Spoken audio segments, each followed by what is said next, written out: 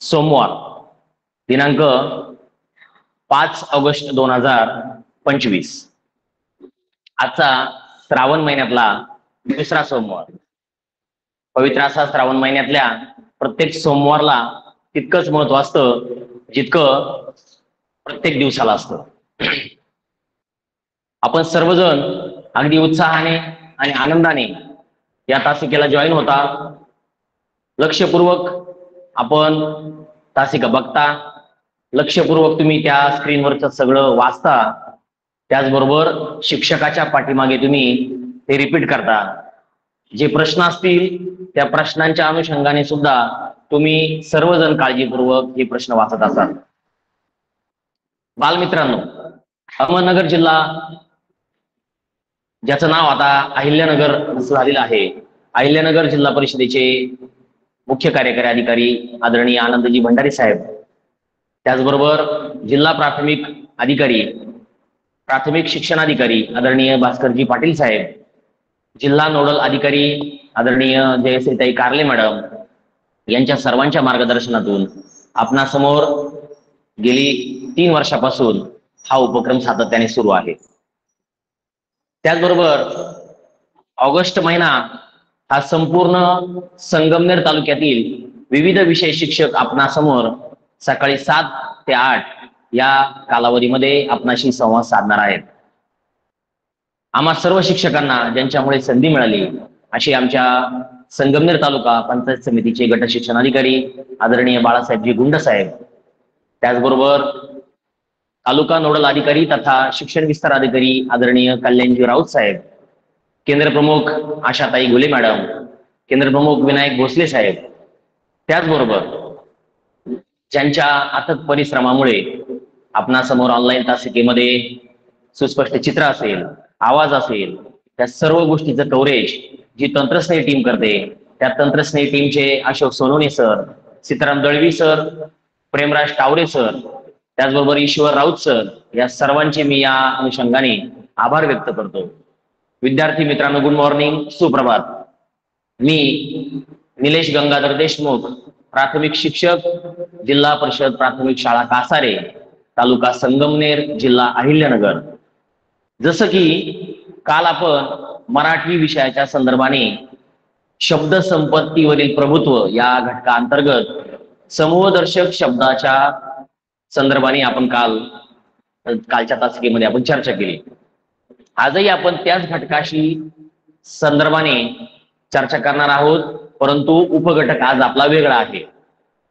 तुम्हाला जसं मी काल सांगितलं, मराठी अर्थात भाषा हा विषय तुमच्यासाठी अतिशय सोपा आणि आवडीचा विषय आहे, परंतु आपण सोप्या विषयामध्ये चुका करतो हा विषयही आपण काल घेतला होता। पण यापुढे मला खात्री आहे की आपण मराठी विषयामध्ये किंवा भाषा विषयामध्ये कुठल्याही प्रकारच्या चुका आपण करणार नाहीत। आज आपण शब्द संपत्तीवरील प्रभुत्व या घटकाअंतर्गत पिलूदर्शक शब्द या उपघटकाची चर्चा करणार आहोत। विद्यार्थी मित्रांनो, पिलूदर्शक शब्दाची चर्चा करण्या अगोदर आपण थोडासा रिकॉल कालच्या उपघटकाचा घेऊया। जे विद्यार्थी काल ऑनलाईन तासिकेला जॉईन होते किंवा ज्या विद्यार्थ्यांना काही कारणास्तव ऑनलाईन तासिकेला जॉईन होता आलं नाही, त्यांच्यासाठी आपण 5 मिनिटाचा रिकॉल घेऊया, 5 मिनिटाची पुनरावृत्ती आपण कालच्या पाठाची घेऊया। काल आपण समूहदर्शक शब्द ह्या उपघटकाची चर्चा केली, या उपघटकाचा अभ्यास केला, त्याच्यावरचे सगळे शब्द आपण वाचले। विद्यार्थी मित्रांनो, काल तुम्हाला एक सुंदर गोष्ट सांगितली होती, जशी मी आजही तुम्हाला एक गोष्ट सांगणार आहे। कालच्या गोष्टीमध्ये तुम्हाला समूहदर्शक शब्दांची ओळख गोष्टीमधूनच करून देण्यात आली होती। ज्या वस्तू एकाच प्रकारच्या वस्तू समूहाने येतात, अशा समूहाने आलेल्या वस्तूंना समूहदर्शक विशिष्ट असा एक शब्द असतो आणि तो समूहदर्शक शब्द या नावाने ओळखला जातो। जसं की किल्ल्या एकत्र आल्या तर किल्ल्यांचा झुडगा तयार होतो, फुलं एकत्र आली तर फुलांचा गुच्छ तयार होतो, फुलं झाडं एकत्र आली तर फुलझाडांचा ताटवा तयार होतो, त्याचबरोबर पोत्याची थप्पी एकत्र आली, पोते एकत्र आले तर त्याची थप्पी तयार होते। तुमच्या दप्तरात असणारे पुस्तकं, वह्या या जर एकत्र आल्या तर त्यांचा गठ्ठा तयार होतो. प्रश्नपत्रिका एकत्र आल्या तर त्यांचा संच तयार होतो. स्वयंपाकघरामध्ये आई पालेभाजी जी वापरते, बाजारातून आणताना ही पालेभाजीची जुडी घेऊन येते.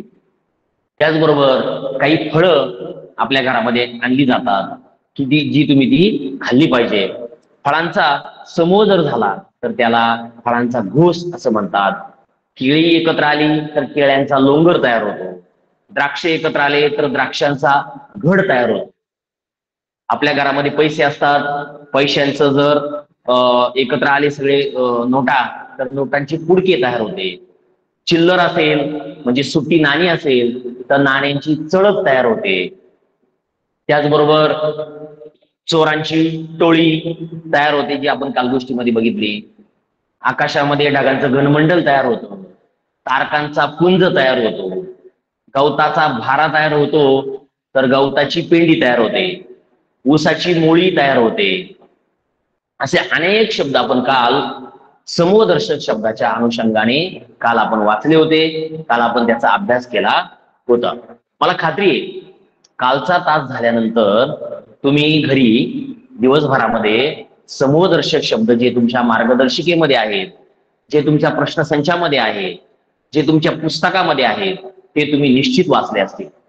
विद्यार्थी मित्रांनो, शिक्षक तळमळीने शिकवतात, ते तुमच्या वर्गातले असो, ऑनलाईन तास घेतले असो, परंतु आपण जर घरी कुठल्याच प्रकारचा सराव केला नाही तर शिक्षकाच्या तळमळीला किंवा तुमच्या कष्टाला तितकासा अर्थ राहत नाही. आपल्यासाठी 3 गोष्टी फार महत्वाच्या आहेत.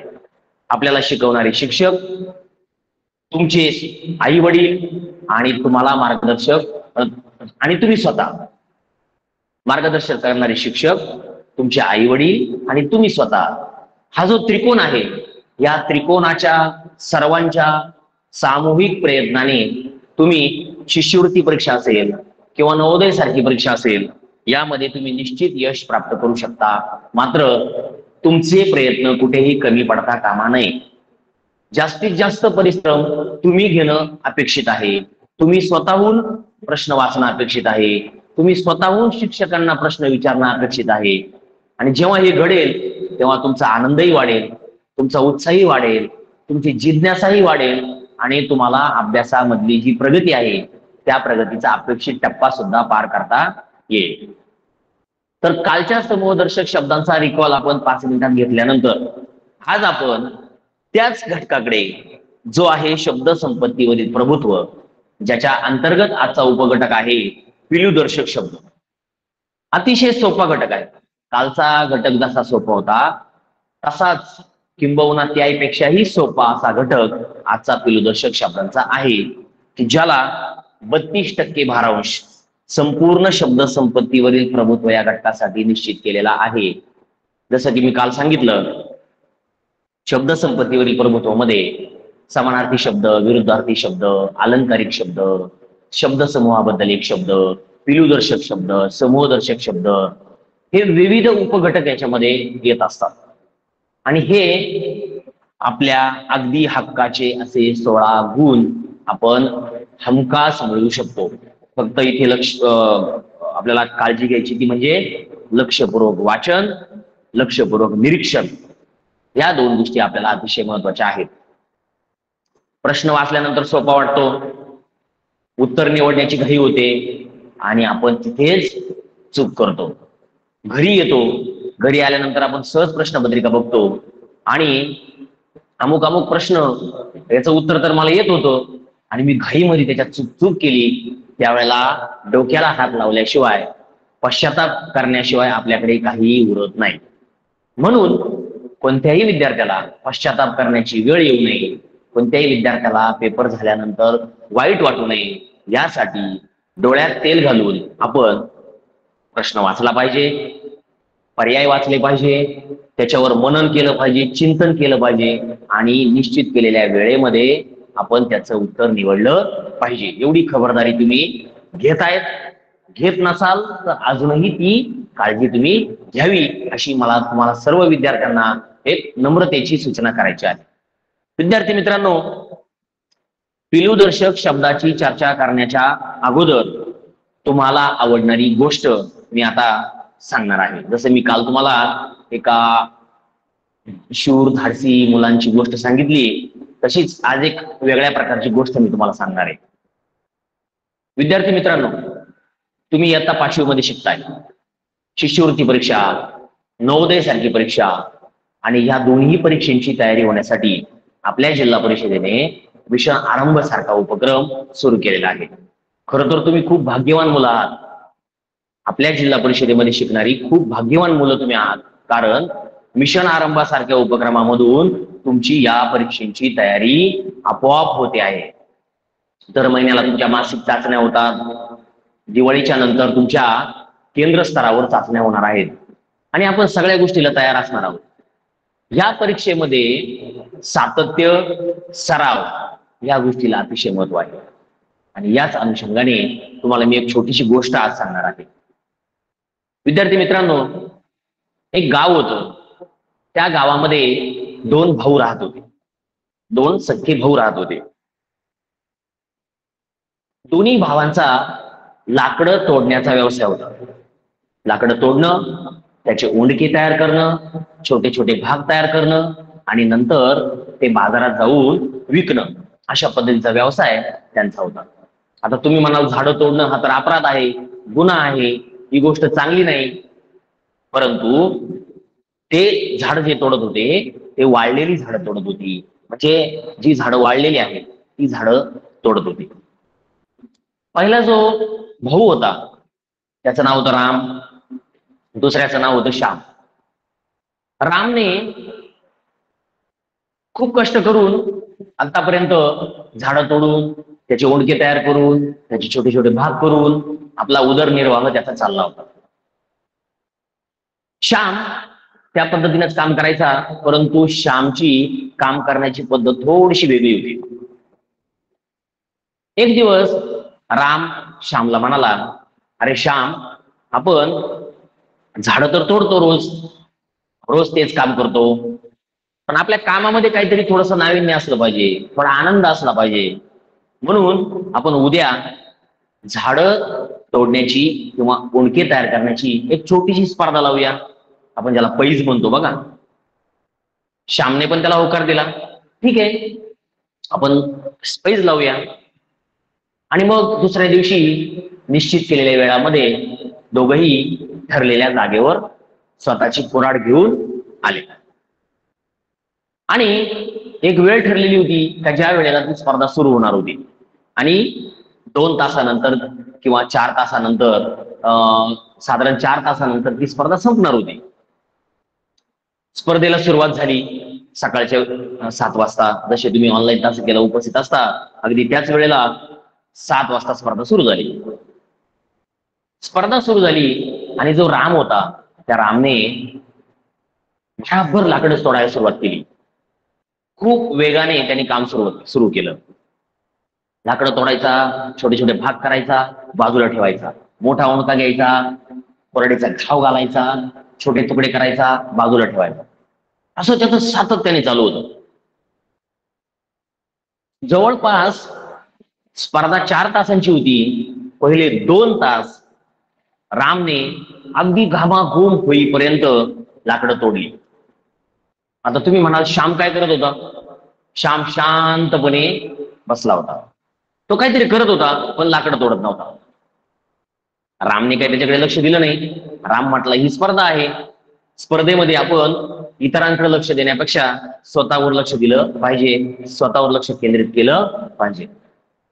आणि असं करता करता 2 तास, 2.5 तास, 3 तास झाले आणि तोपर्यंत रामने तोडलेल्या लाकडांचा भला मोठा ढीग तयार झाला.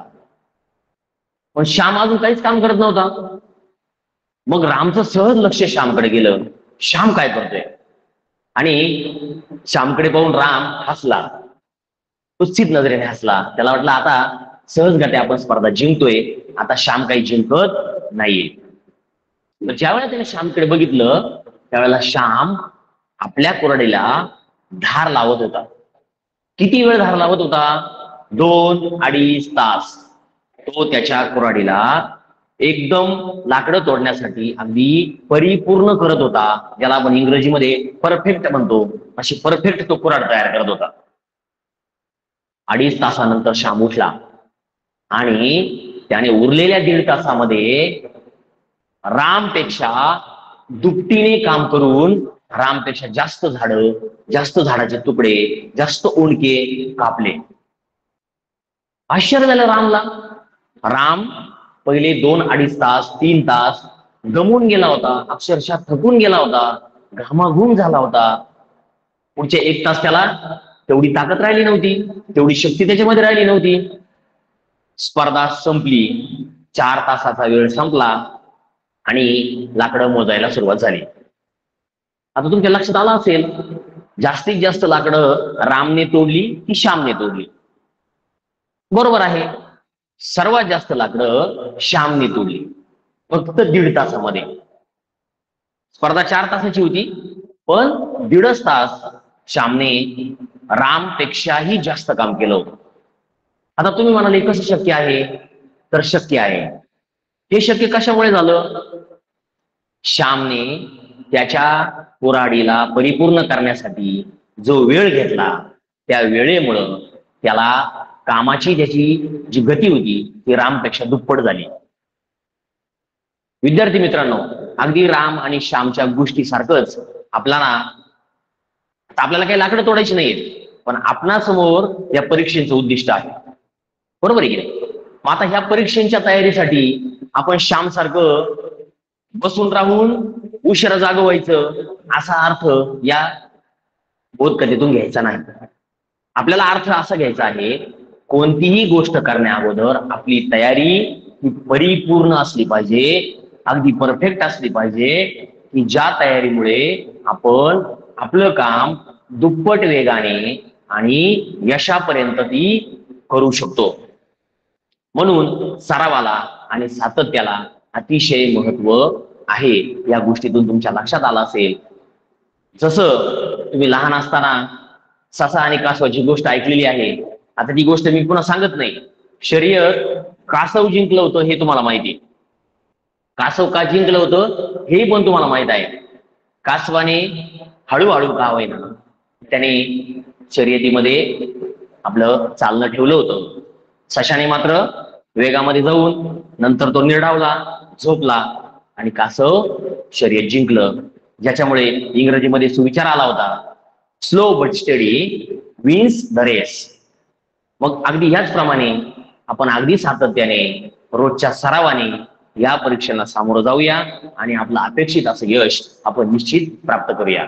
आता आपल्या घटकाला आपण खऱ्या अर्थानं सुरुवात करणार आहोत.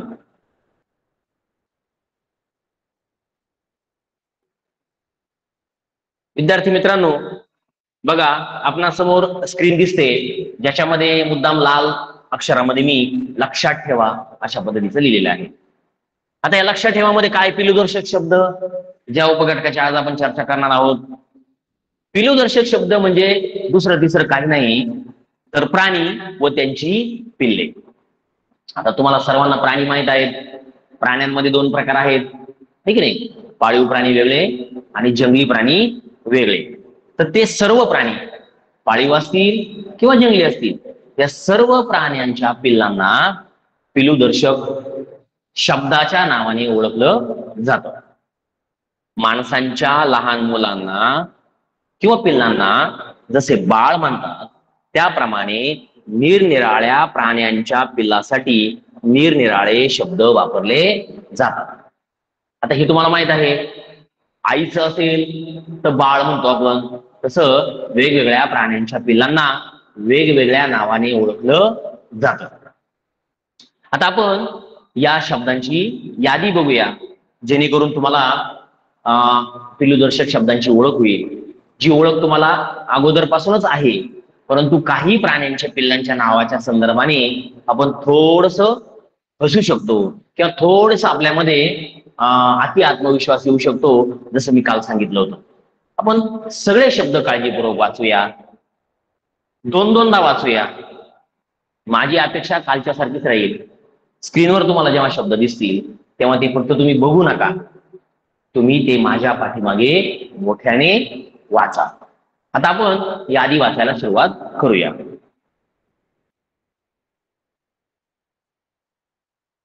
सगळ्यात सुरुवातीला तुमची आवडता प्राणी जो म्हणजे गाय. गाईचं जे पिल्लू असतं त्याला आपण वासरू म्हणतो. परंतु गाईचा पिल्लाला जर नर असेल तर त्याला आपण गोरा असं पण म्हणतो. जे ग्रामीण भागातली मुलं आहेत, आता आपण सर्व ग्रामीण भागातलीच मुलं आहोत नाही का, तर तुम्हाला गोरा हा शब्द सुद्धा माहित आहे. गाईचा गोरा. आणि जर मादी असेल तर आपण कालवड असा शब्द वापरतो किंवा गाय असा शब्द वापरतो. छोट वासरू, ठीक नाही. मग गाईचं वासरू हा शब्द तुम्ही लक्षात ठेवायचा आहे. घोड्याचं असतं ते म्हणजे शिंगरू. शिंगरू कोणाचं असतं? ते असतं घोड्याचं. तुम्ही बघितलं असेल असं छोटस असतं, गोंडस असतं एकदम, आहे की नाही.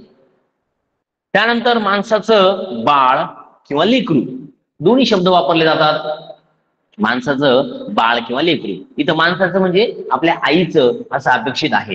कारण पिलू हे प्रत्येक प्राण्यामध्ये मादी जी असते तिलाच पिल्लू होतं. म्हणजे आपण इथं गाईचं जर म्हटलं इथं घोडीचं असं लक्षात ठेवा, पण घोड्याचं म्हटलं तरी ते काही वेगळं होत नाही.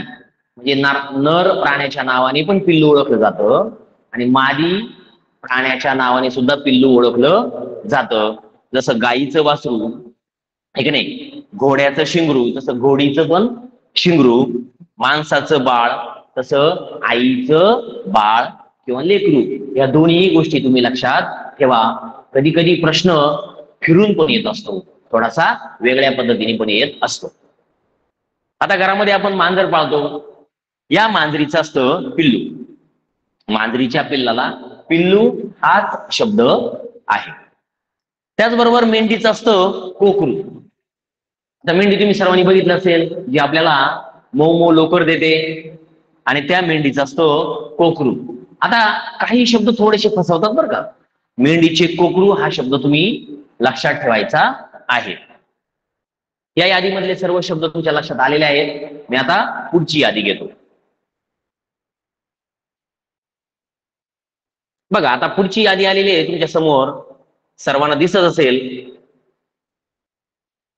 म्हशीचे रेडकू किंवा पारडू शब्द थोडासा वेगळा आहे बरं का. म्हशीचे रेडकू किंवा पारडू. आता रेडकाच्या नावाने तुम्हाला एक धडा पण आहे, बरोबर आहे की नाही. तो धडा तुम्हाला इयत्ता 3री मध्ये होता, तुम्हाला आठवत असेल तर म्हशीचे रेडकू आणि म्हशीच्या पिल्लाला अजून एक शब्द आहे ते म्हणजे पारडू. हे दोन्ही शब्द तुम्ही लक्षात ठेवायचे आहेत. शेळीचे असते करडू. शेळीचे करडू. आता बघा बरं का, थोडं साधर्म्य लक्षात घ्या.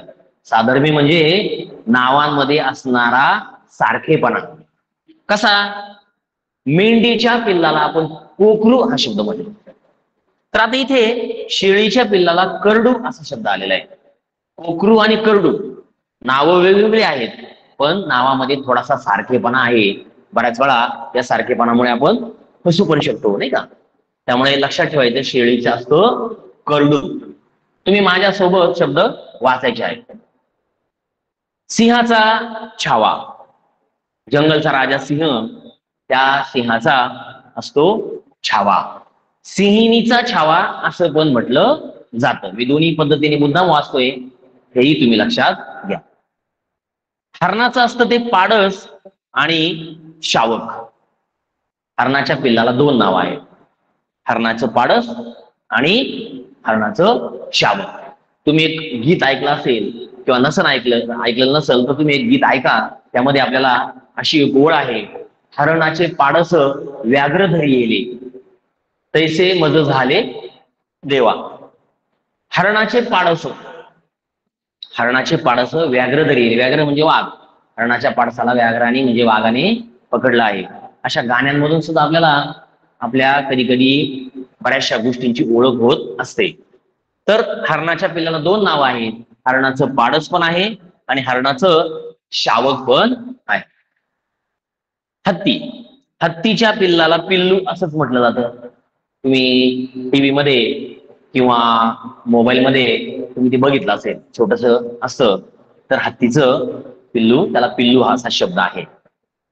आता पक्षी, पक्ष्याचं पिल्लू.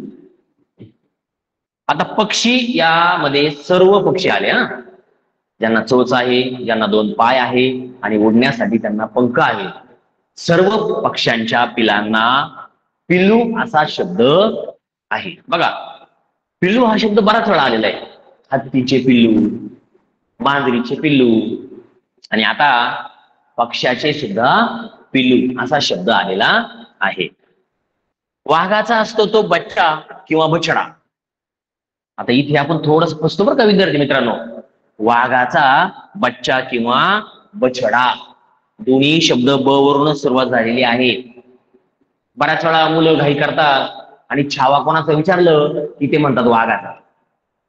छावा वाघाचा नाही, तर आपण मगाशीच पाहिलं छावा असतो सिंहाचा आणि बच्चा किंवा बछडा हा असतो वाघाचा. आणि वाघ हा आपला राष्ट्रीय प्राणी आहे, हे पण तुम्हाला माहित आहे. चला पुढे जाऊया.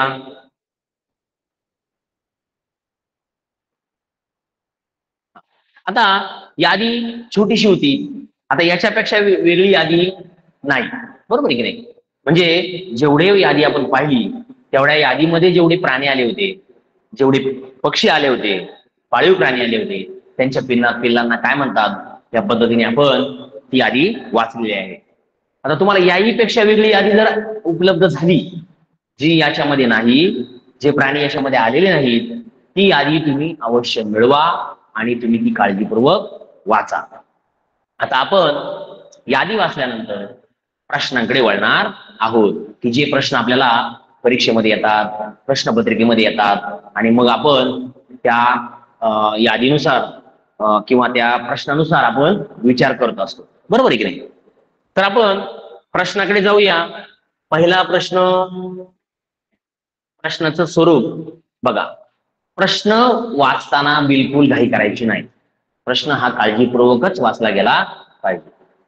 पिलूदर्शक शब्दांमधून योग्य पर्याय निवडा. प्रश्न सोपा आहे.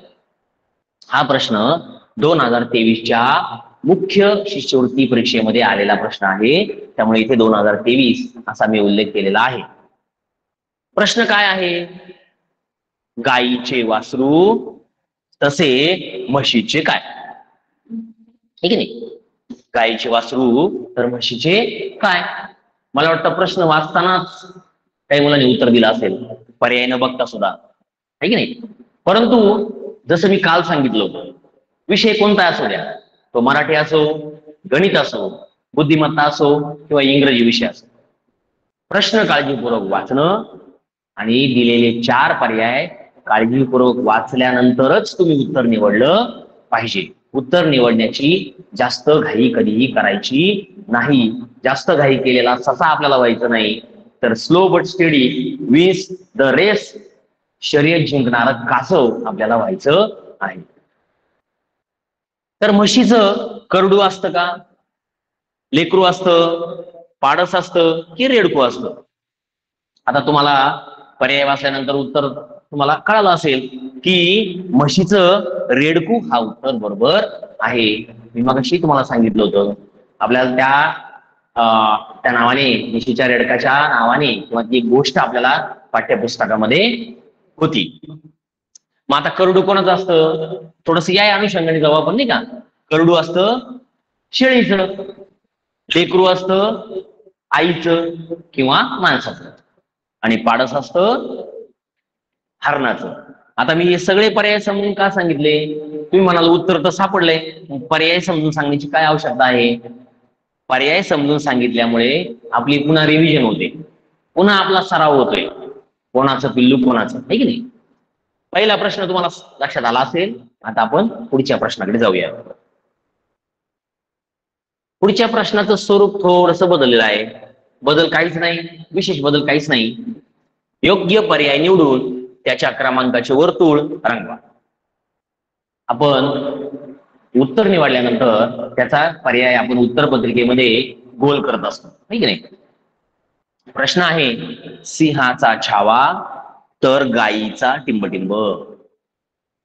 गायीचे नाही बरं का बाळांनो, गायीचा असा शब्द आलेला आहे.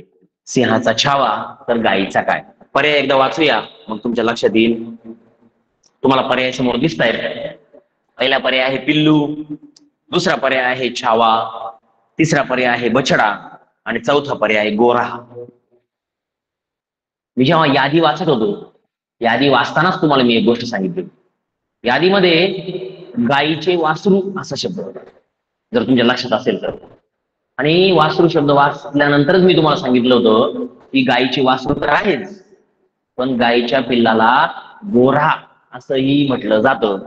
मग आता इथे पर्याय तुम्हाला गाईचा गोरा हा पर्याय तुम्हाला इथे निवडायचा आहे, गाईचा गोरा. आता पुन्हा आपण बाकीच्या पर्यायांकडे जाऊया. पिल्लू कोणाचे, कोणाकोणाचे पिल्लू असते सांगा? पक्ष्यांचे पिल्लू, मांजरीचे पिल्लू, हत्तीचे पिल्लू. पिल्लू हा शब्द जास्त वेळा येतो, जास्त प्राण्यांच्या बाबतीत हा शब्द येतो. छावा कोणाचा आहे? आता पुन्हा झालंय आपलं, पुन्हा एकदा आपण बघूया. छावा असतो सिंहाचा आणि बछडा असतो वाघाचा, हे की नाही? हे तुम्हाला आता लक्षात आलेलं आहे. आपण आता पुढच्या प्रश्नाकडे जाऊया. काही सरावासाठी वेगळे प्रश्न आपण घेऊया. बघा, प्रश्न आहे योग्य पर्याय निवडून त्याच्या क्रमांकाची वर्तुळ रंगवा. प्रश्न तोच आहे, प्रश्नाचं स्वरूप बदललेलं नाही. प्रश्न आहे शावक कोणाचे? बघा बरं का आता विद्यार्थी मित्रांनो, बराच वेळा हत्तीच्या पिल्लाला काय म्हणतात, वाघाच्या पिल्लाला काय म्हणतात, सिंहाच्या पिल्लाला काय म्हणतात, अशा प्रश्नांचा आपल्याला सराव झालेला असतो. आपला जो माइंडसेट आहे तो तसा तयार होतो. परंतु प्रश्न नेहमी त्याच पद्धतीने विचारला जात नाही, प्रश्न उलटा पण विचारला जातो. आता इथं प्रश्न उलटा विचारलेला आहे बघा. कसा? शावक कोणाचे, म्हणजे पिल्लाचं नाव दिले आणि हे पिल्लू कोणाचे हे विचारलेलं आहे. आता शावक कोणाचे असते? गाईचं असतं, हरणाचं असतं, मांजराचं की शेळीचं? तुम्हाला उत्तर माहित आहे आणि तुम्ही उत्तर सांगितलं पण असेल की शावक असतं ते हरणाचं. शावक हरणाचं. हरणाच्या पिल्लाला अजून एक नाव आहे, तुम्ही आता सांगितलं असेल किंवा सांगा नसेल सांगितलं तर. शावक आणि अजून एक शब्द आहे हरणाचं पाडस. बरोबर आहे. तर इथे शावक कोणाचं? शावक असतं हरणाचं.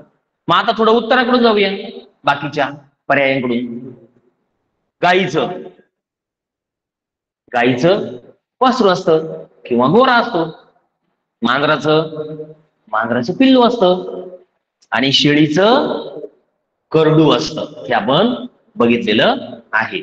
त्यामुळे इथे शावक हरणाचं हा पर्याय बरोबर आहे. त्यानंतर पुढे जाऊया.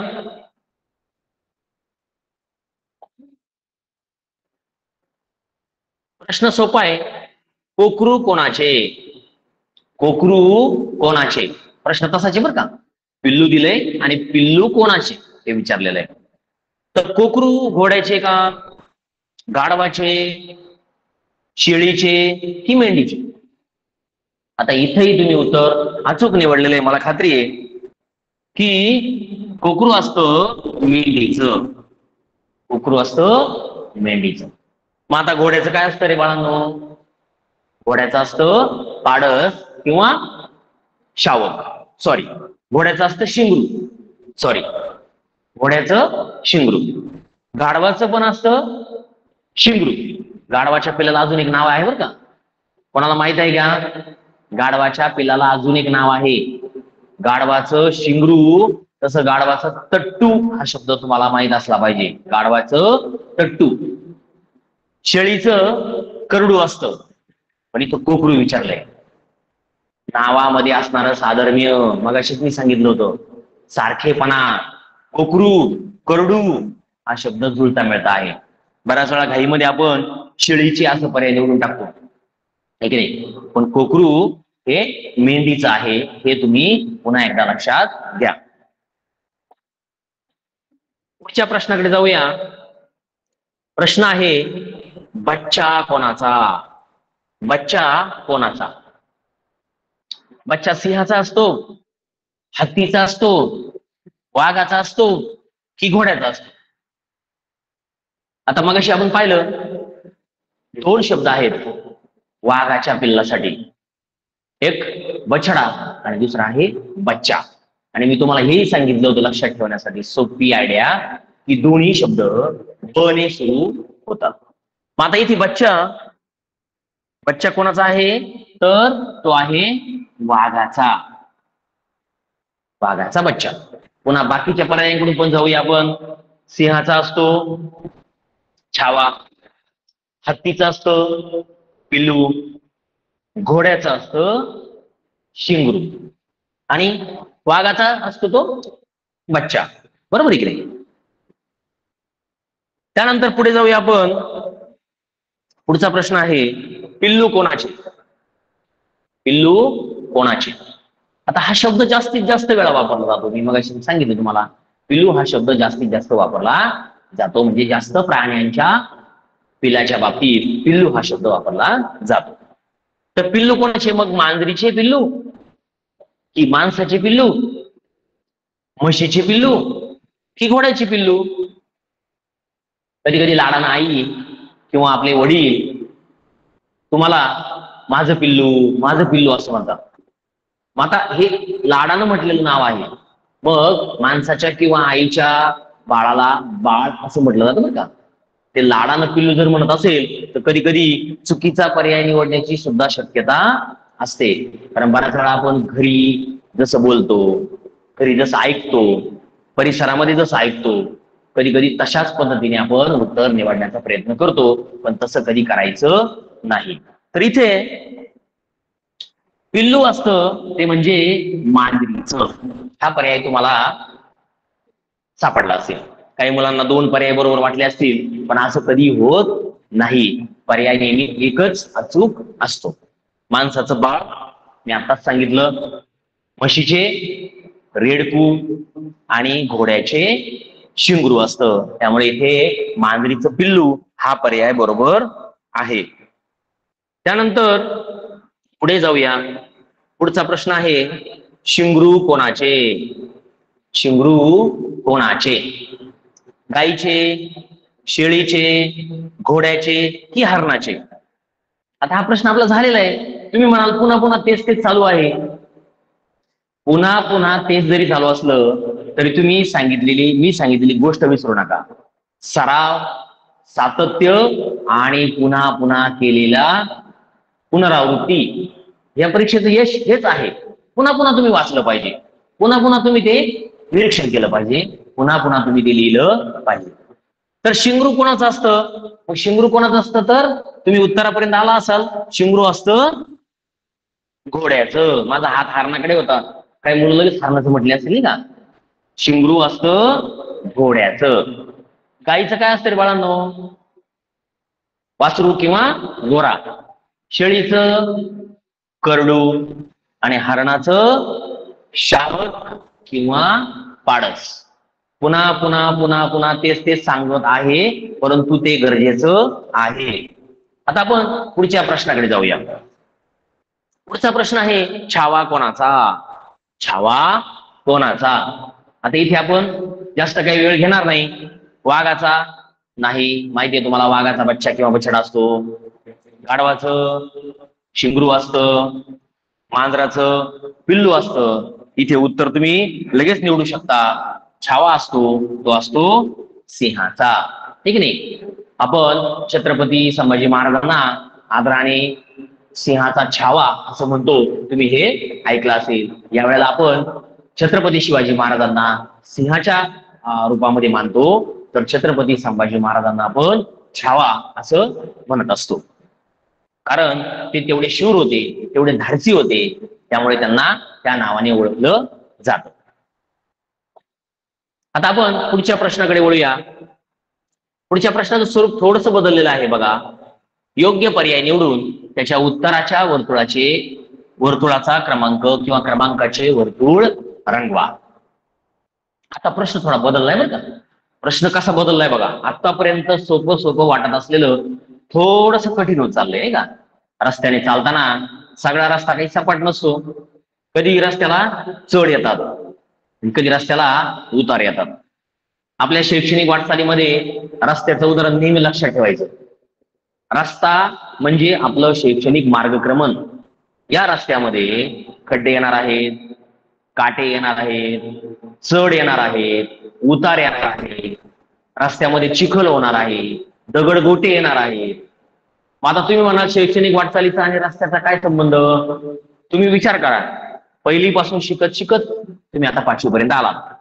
तुम्हाला अजून खूप शिकायचंय, उच्च शिक्षित व्हायचंय. तुमच्या या शैक्षणिक मार्गामध्ये सुद्धा अनेक वेळेला अडथळे येतात. कधी तुम्हाला वाचनामध्ये अडचण येते, कधी तुम्हाला लिखाणामध्ये अडचण येते, कधी कधी खाडाखोड होते, बऱ्याच वेळा शब्द चुकतात, उच्चार चुकतात. इंग्रजीच्या बाबतीत आपण उच्चार चुकतो, है की नाही? बऱ्याच वेळा आपल्याला आपल्या आई वडिलांचा कधी कधी राग किंवा रोष घ्यावा लागतो, शिक्षकांचा कधी कधी आपल्याला रोष घ्यावा लागतो, कधी कधी मारही खावा लागतो. मग हे सगळे रस्त्यामधल्या ज्या अडचणी आहेत त्या आणि आपल्या शैक्षणिक मार्गक्रमणातल्या अडचणी या जवळपास सारख्याच आहेत मित्रांनो. परंतु आपल्याला निश्चित केलेल्या ध्येयापर्यंत जायचं आहे. किती काटेकुटे येऊ, किती दगडगोटे येऊ, किती खड्डे येऊ, किती चढ येऊ, डगमगायचं नाही. तेवढा आत्मविश्वास आपल्याला वाढवायचा आहे, आपल्यामध्ये निर्माण करायचा आहे. प्रश्न थोडासा बदललाय. प्रश्न आहे, पुढीलपैकी पिल्लू कोणाचे नसते? प्रश्न पुन्हा एकदा वाचतो मी. पुढीलपैकी पिल्लू कोणाचे नसते? आता आज ते विचारलंय का नसते विचारलंय? या शब्दाकडे तुम्ही थोडस लक्ष द्यायचे. मी मुद्दाम त्याखाली डबल रेष मारलेली आहे, मी अधोरेखित केलेलं आहे. नसतं. आता नसतं कोणाचं? तर आपल्याला पर्याय वाचावं लागतील. पिल्लू कोणाचे नसते? कुत्र्याचे, पक्षाचे, सिंहाचे, मांजरीचे. जसं मी सांगितलं, जास्तीत जास्त पिल्लू हा शब्द बऱ्याच वेळा येतो. मग आता कोणाचं नाहीये? कुत्र्याचं तर पिल्लू माहिती आहे तुम्हाला, पक्षाचं पिल्लू हेही तुम्हाला माहिती आहे, आणि मांजरीचं पिल्लू हेही तुम्हाला माहित आहे. मग कोणाचं पिल्लू नाही रे बाळांनो? अगदी बरोबर, पिल्लू नाही ते सिंहाचं. कारण सिंहाच्या पिल्लाला आपण पिल्लू म्हणत नाही, सिंहाच्या पिल्लाला आपण छावा असं म्हणतो. त्यामुळे इथे मांजरीचे इथे आपल्याला सिंहाचे हा पर्याय आहे. सिंहाच्या पिल्लाला पिल्लू म्हटलं जात नाही. चला पुढे जाऊया. पुढचा प्रश्न आहे, हा प्रश्न झालेला आहे, सिंहाच्या पिल्लाला काय म्हणतात, हे की नाही? आता हा प्रश्न झालेला असल्यामुळे आपण जास्त काही पुन्हा पुन्हा जास्त वाचणार नाही. सिंहाच्या पिल्लाला बच्चा म्हणतात का? नाही. बछडा म्हणतात का? नाही. मांजराचे, आता हा पर्याय वेगळा आलाय, नाही. छावा, तर सिंहाच्या पिल्लाला म्हणतात छावा. पुढे जाऊया. थोडासा वेगळा प्रश्न आलाय बघा. गाढवाच्या पिल्लाला काय म्हणतात? गाढवाच्या पिल्लाला काय म्हणतात? गाढवाच्या पिल्लाला शिंगरू म्हणतात का? कोकरू म्हणतात का? मेंढरू म्हणतात का? की शावक म्हणतात? आता तुम्हाला हे उत्तर माहितीये. आता तुमचा पूर्णपणे सराव झालेला आहे याचा, की गाढवाच्या पिल्लाला आपण शिंगरू असं म्हणतो, की जे घोड्याच्या पिल्लालाही आपण म्हणतो. त्यामुळे इथे जास्त काही आपला गोंधळ उडण्याची शक्यता नाहीये. गाढवाच्या पिल्लाला आपण शिंगरू असं म्हणतो. पुढे जाऊया. पाडस कोणाच्या पिल्लाला म्हणतात?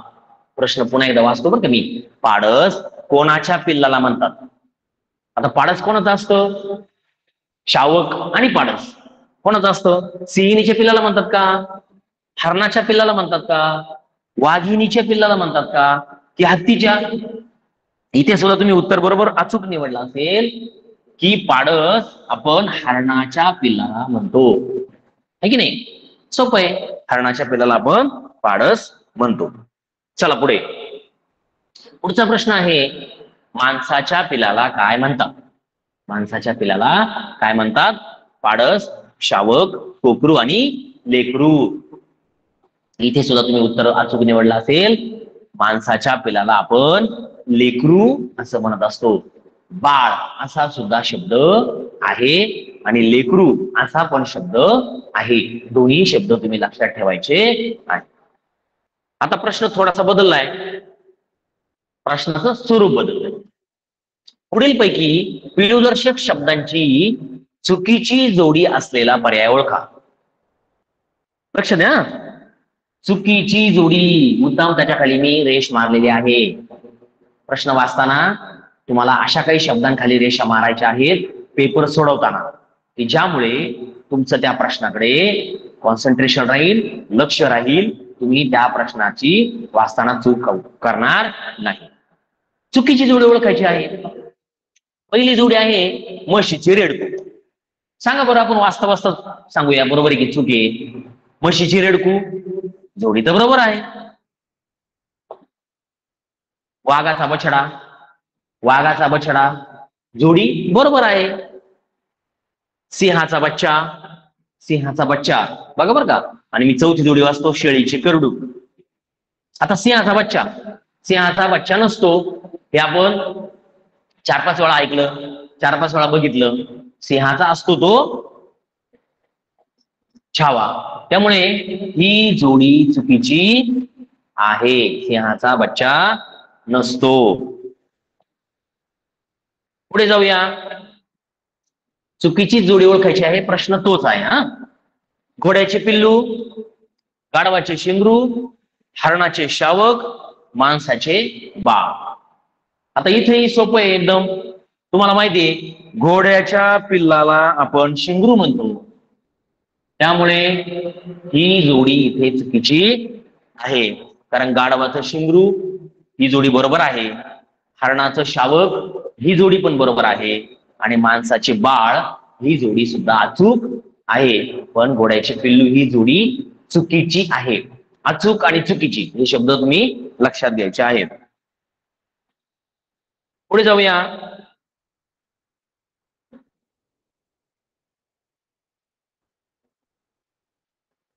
म्हशीचे रेडकू, पक्ष्याचे पिल्लू, कुत्र्याचे पाडस आणि गायीचे वासरू.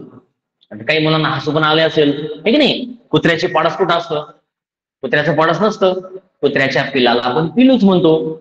त्यामुळे इथे तुम्ही सहजगत्या चुकीची जोडी ओळखू शकता की कुत्र्याचे पाडस ही जोडी चुकीची आहे. कारण पाडस असतं ते हरणाचं, कुत्र्याचं पाडस नसतं. चला पुढच्या प्रश्नाकडे जाऊया. प्रश्न क्रमांक 4 यामधला चुकीची जोडी ओळखणे. बघा, आता थोडस काही शब्द, एखादा शब्द, एखादी जोडी नवीन पण असेल. माकडाचे पिल्लू, दुसरा पर्याय आहे गायीचे वासरू, तिसरा पर्याय आहे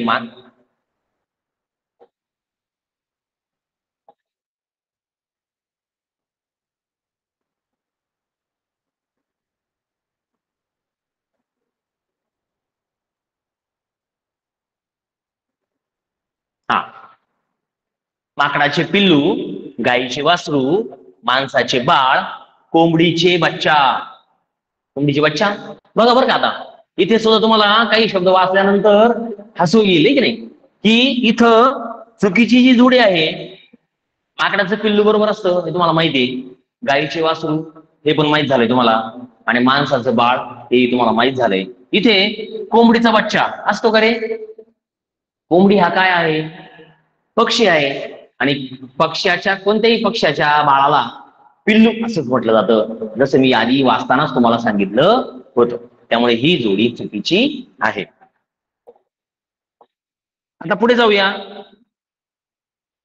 पुढचा प्रश्न आहे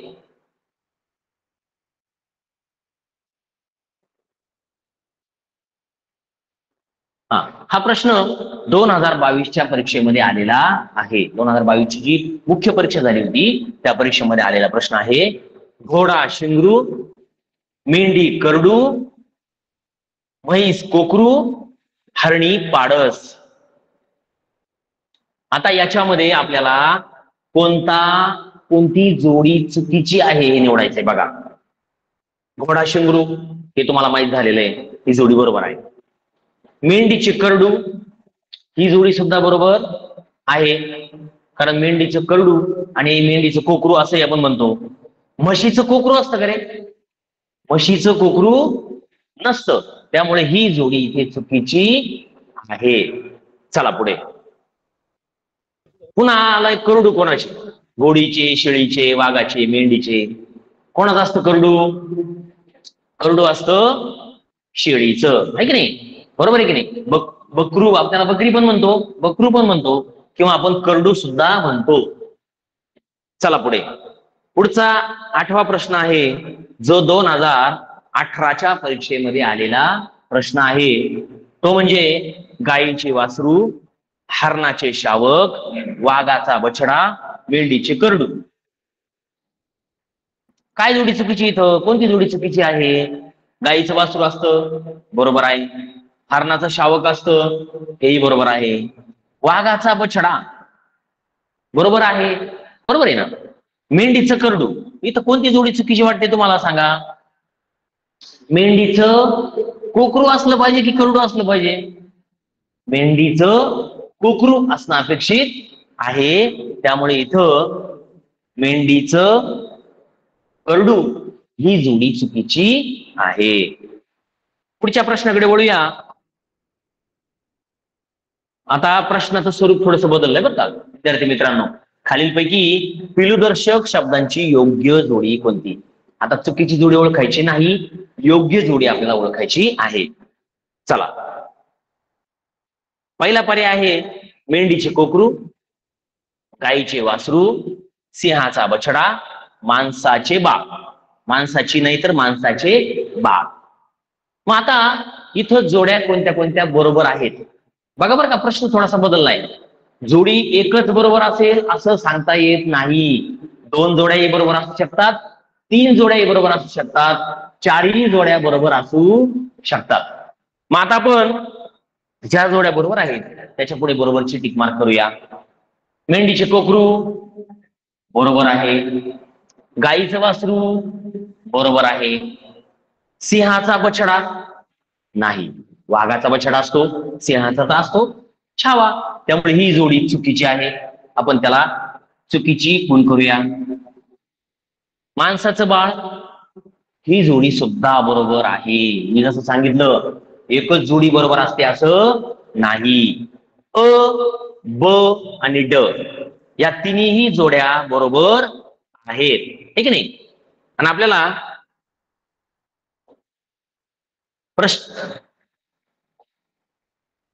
प्रश्न विचारलाय. काय प्रश्न आहे बघा बरं एकदा. आपण प्रश्न पुन्हा एकदा वाचूया. योग्य जोडी कोणती? योग्य जोडी कोणती? मेंढीचं कोकरू, गाईचं वासरू आणि माणसाचं बाळ या तिन्ही जोड्या बरोबर आहेत. अ, ब आणि ड. अ, ब आणि ड हा चौथा पर्याय इथे अचूक निवडायचा आहे. पुढचा प्रश्न आहे, हरणाच्या पिल्लाला काय म्हणतात?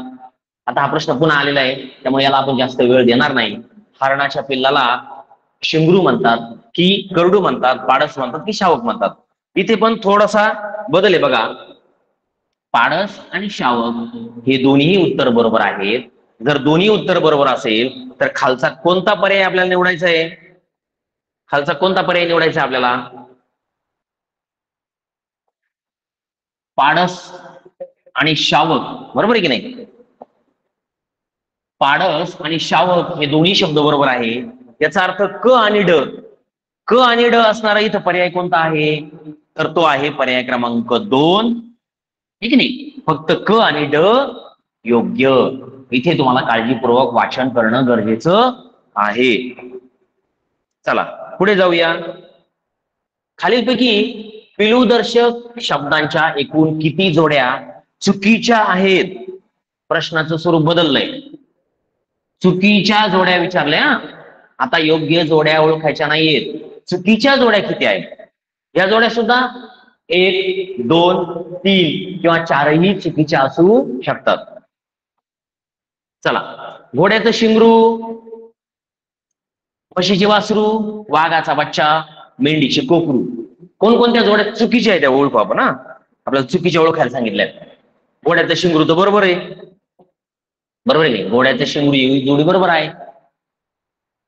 म्हशीची वासरू म्हशीचे वासरू जोडी चुकीची आहे. वाघाचा बच्चा, वाघाचा बच्चा जोडी बरोबर आहे. मेंढीची कोकरू ही जोडी सुद्धा बरोबर आहे. मग इथे चुकीची जोडी कोणती रे विद्यार्थी मित्रांनो? किती जोड्या आहेत चुकीच्या? एकच जोडी चुकीची आहे. म्हणून इथं पर्याय आपल्याला निवडायचा आहे, पर्याय क्रमांक 3.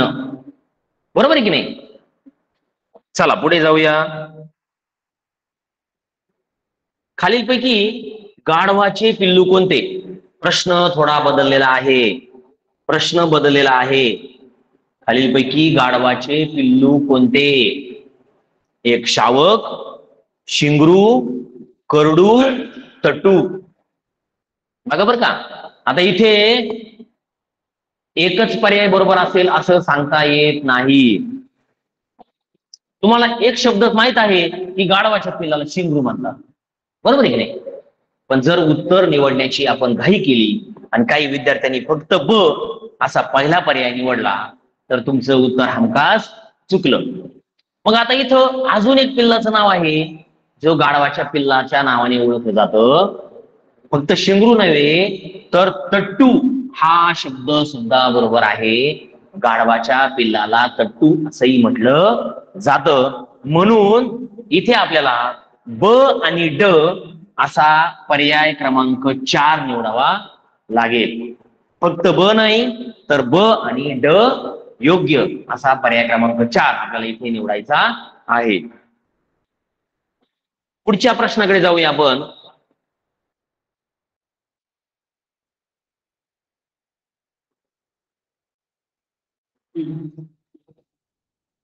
विद्यार्थी मित्रांनो, अतिशय सोपा घटक आज आपण शिकलो, पिलूदर्शक शब्द.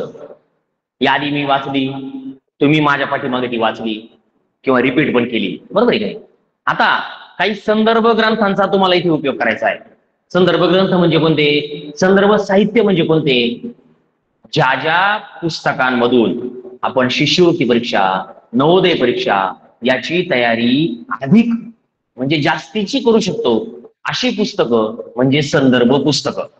मग तुमचं मार्गदर्शक असेल, तुमचा प्रश्नसंच असेल, वर्तमानपत्र असेल, तुमच्याकडे इतर काही पुस्तकं असतील अवांतर वाचनाची, ही पुस्तकं तुम्ही वाचली पाहिजे. काही गोष्टी तुम्ही ऐकल्या पाहिजे. उदाहरणार्थ चांगली व्याख्यानं, चांगली कीर्तनं, ठीक आहे नाही, चांगले शिक्षकांचे जे तासिका असतात त्या तुम्ही ऐकल्या पाहिजे. तुम्ही मोबाईलवर त्या बघितल्या पाहिजे. जर तुम्हाला मोबाईल बघण्याची परवानगी असेल तर त्या काळामध्ये तेवढं तुम्ही बघू शकता. आणि याचा फायदा काय होतो?